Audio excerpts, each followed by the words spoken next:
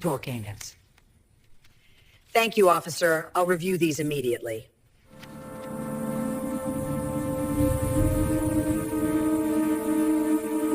Let me tell you something, people. I've been on that bench for over 25 years, hearing every excuse, every lie, every puffed-up ego that walks through my courtroom doors, and every once in a while, someone comes in thinking they're smarter than everybody else, smarter than me, and they learn, real fast, that arrogance doesn't win cases. Receipts do. Picture this. A woman struts into my courtroom, Karen Elizabeth Thornberry, 41 years old, calls herself a business consultant with a master's degree, and an ego so big it needs its own zip code. She adjusts those fake, non-prescription glasses like she's on stage, looks me right in the eye, and says, "Get this, Your Honor, no disrespect, but you can't handle smart people who operate on a different level." The whole courtroom froze. Dead silence. Even my bailiff took a step back. You could hear a pin drop, and in the next 3 minutes and 22 seconds, I didn't just rule on a case. No, I dismantled her entire fake world, piece by piece, with cold, hard facts. It became the most viral moment in my show's history, and I'm going to tell you exactly how it went down, because this is a lesson every single one of you needs to hear. Karen thought she was untouchable. She walked in radiating superiority. Leather briefcase with BOF stamped in gold. Glasses perched on her head even though her vision's perfect. Clutching a giant 3-ring binder full of highlighted printouts, sticky notes, tabs everywhere like she was defending a PhD thesis instead of a tiny small claims case. Her LinkedIn bragged about an MBA from Boston University. Her Facebook was nothing but motivational quotes about being the smartest person in the room, constantly correcting everybody's grammar in the comments. She'd been banned from 3 neighborhood groups for aggressive men. Her homeowners association, they knew her as the lady sending 10-page emails with footnotes about parking spots. The case looked simple. She was suing her former partner, Michelle Rodriguez, a talented graphic designer, for $3,500.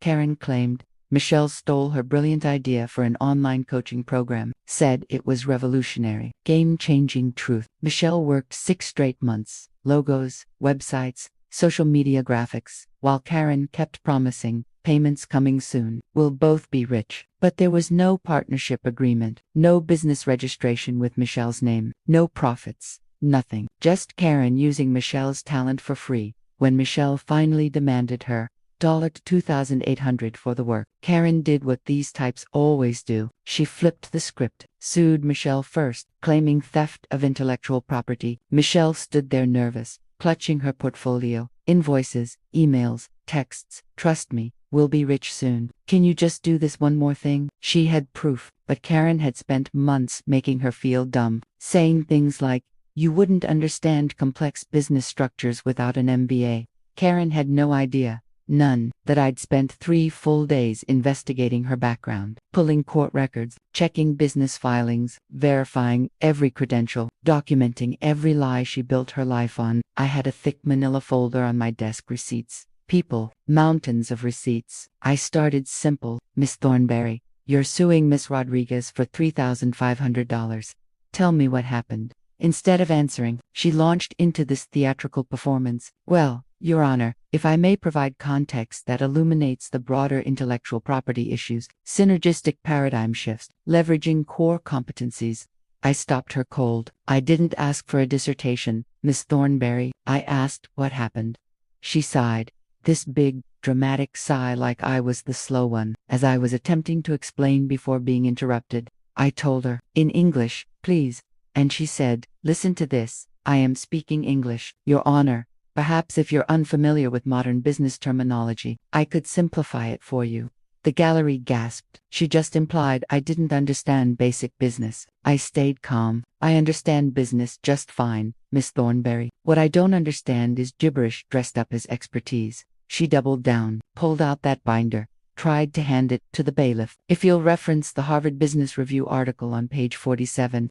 I didn't even look. "I don't need your articles. Tell me in your own words. No word salad." She rolled her eyes, right on camera, turned to the gallery like we were all in on how frustrating I was, and started, for those who may not be familiar with complex business structures. I cut her off. "You'll face me when you're speaking in my courtroom." Things kept going downhill for her. Every question about the partnership, payment, sweat equity, She spun fairy tales. I told her straight, that's not how the law works, Miss Thornberry. Another theatrical sigh. She took off her glasses, pinched her nose like I was exhausting her, and then she said it. Your Honor, no disrespect, but this is clearly a case requiring understanding of modern intellectual property law and complex business relationships. You can't handle smart people who operate on a different level. Maybe we need a judge who understands the 21st century business landscape. Silence. Absolute silence. I leaned back, smiled, that smile you all know, and said softly, "Oh, I can't handle smart people." Then I reached for that folder, opened it slow, deliberate. You're right about one thing, Miss Thornberry. This does require understanding complex situations. So let me show you how someone who supposedly can't handle intelligence handles people who think they're smarter than everyone else. First receipt, your LinkedIn says MBA from Boston University. But here's your real transcript. Master's from Central State University. You took 3 classes at BU in 2008 as a non-degree student and started claiming it as your alma mater. Her face went white. That's networking optimization, common practice. I shut that down. It's called lying, Miss Thornberry, fraud. Next, every failed business. 2015, dissolved for unpaid taxes. 2017, MLM Essential Oils, sued by your own recruits. 2018 website frozen by PayPal. 2019 collected deposits, never launched the program. 2021, abandoned after 4 months. 5 failures. Lawsuits, frozen accounts, taking money for nothing, she stammered. Those were learning experiences, market conditions. I held up my hand. They were failures that hurt real people. And now you sue someone who actually worked for you because you never paid her. Then the court records, public record, People, graphic designer 2016, sued her, won $1,200. 2018, settled $890. 2020, judgment $2,400. And my favorite, 2019, a woman shared her business plan at Karen's workshop. 3 months later, Karen launched the exact same thing. That judge awarded $3,000 for stolen intellectual property. So, tell me again, Miss Thornberry, who's stealing from whom? Last receipt, her original coaching program. Template number 23 from Coach Academy Pro.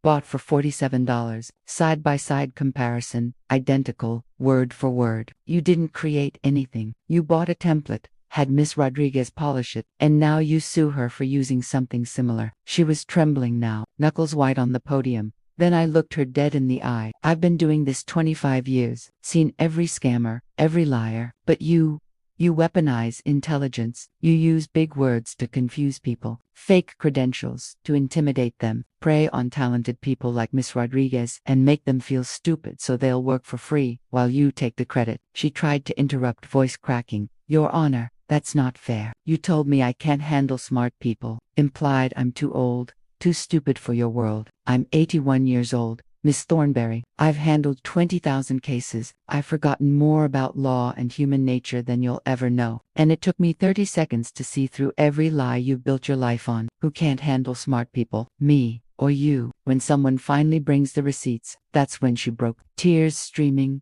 makeup running, papers scattered on the floor. Please, Your Honor, I'm sorry. I didn't mean disrespect. I can't afford to pay. Oh, now you're sorry. Now you show humility. Where was it when you were wagging your finger at me? Ruling time. Case dismissed. I'm ruling for Miss Rodriguez's counterclaim. $2,800 for the work you never paid for, plus $700 damages for the emotional distress of being manipulated, plus $250 court costs. Total judgment, $3,750, she gasped. But I don't have that money. Then get a second job, or a third, because real people work for their money instead of stealing labor and calling it entrepreneurship.